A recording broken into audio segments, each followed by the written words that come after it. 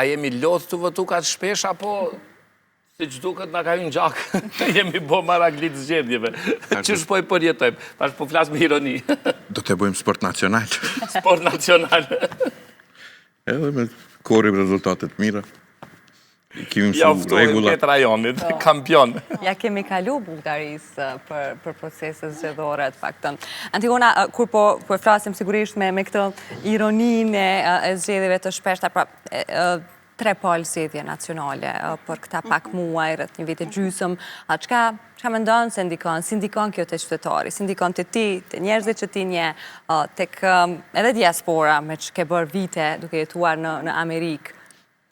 Është pak ngarkes, le të jemi të sinqertë, është pak ngarkes, po është e drejtë e jona dhe duhet të vazhdojmë deri në fund, është obligim, është diçka që duhet ta përfundojmë, të jemi aktiv në këtë pjesë, nuk guxojmë të shmangemi.